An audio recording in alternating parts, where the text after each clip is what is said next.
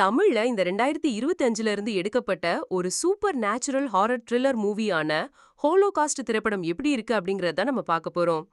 இந்த படத்தை பொறுத்தவரைக்கும் ரொம்ப வித்தியாசமான ஒரு பயங்கரமான ஒரு ஹாரர் த்ரில்லர் மூவியா எடுத்திருக்காங்க. அதுல இந்த படத்தோட கதையை பாத்தீங்கன்னா ஒரு டிஃப்ரெண்டான ஒரு புது கான்செப்ட கொண்டு இறக்கியிருக்காங்கன்னே சொல்லுவேன். படத்துல ஹீரோ, மித்துன், ஜெசி, ஜெனின்னு சொல்லி இந்த 3 கதாபாத்திரங்கள் பாத்தீங்கன்னா கேரளால ஒரு பர்ட்டிகுலரான பிளேஸ்ல தங்க வந்திருக்காங்க. ஹீரோயினோட தங்கச்சிக்கு டைரக்டர் ஆகணும்னு ஆசை. சோ அவங்க ஒரு சின்ன ஹாரர் ஷார்ட் ஃபிலிம் பண்ணணும். அதுக்கான ஒரு ஸ்கிரிப்ட் எழுதுறதுக்காக தான் இந்த ஊருக்கே வந்திருக்காங்க. அப்படி என்ன ஸ்கிரிப்ட் எழுதலாம்னு நினைக்கும் போது இவங்க தங்கியிருக்கக்கூடிய வீட்லயே பாத்தீங்கன்னா இதுக்கு முன்னால வில்லியம்ஸ் அப்படிங்கிறவர் இந்த டிபுக் வச்சு பண்ணக்கூடிய ஒரு விஷயத்த பாத்தீங்கன்னா தெரிஞ்சுக்கிறாங்க. சோ ஒரு மிஸ்ட்ரியஸான ஒரு பாக்ஸ், அந்த பாக்ஸ பாத்தீங்கன்னா ஒரு கட்டத்துல நம்ம ஹீரோயினோட தங்கச்சியுமே நேர்ல பார்த்து எடுக்க, அதுக்கப்புறம் அதனால பாத்தீங்கன்னா அவங்க பாதிக்கப்படுறாங்க. அதுல இருந்து இவங்க வெளியே வந்தாங்களா அப்படிங்கிறது தான் இந்த படத்தோட மொத்த கதையுமே.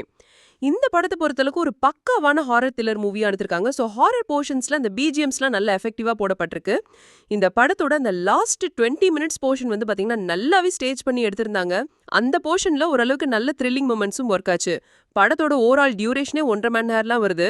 ஸோ நீட்டா கண்டென்ட்டுக்குள்ள வந்தாலும் ஃபர்ஸ்ட் ஹாஃப்ல பாத்தீங்கன்னா கொஞ்சம் லேக் அடிக்க தான் செய்யுது. பெர்ஃபார்மன்ஸ்ல ஸோ மித்துன், ஜெசி, ஜென்னின்னு சொல்லி இந்த 3 கதாபாத்திரங்களுமே நல்லா பண்ணியிருந்தாங்க. கிளைமேக்ஸ் ஒட்டி ஒரு ஃபாதர் வருவாப்ல, அவருமே நல்லா பண்ணியிருந்தாரு. ஓவராலா பார்க்கும்போது ஒரு டீசென்ட்டான ஒரு நல்ல ஹாரர் த்ரில்லர் மூவியை மிஸ் பண்ணாம ட்ரை பண்ணலாம்.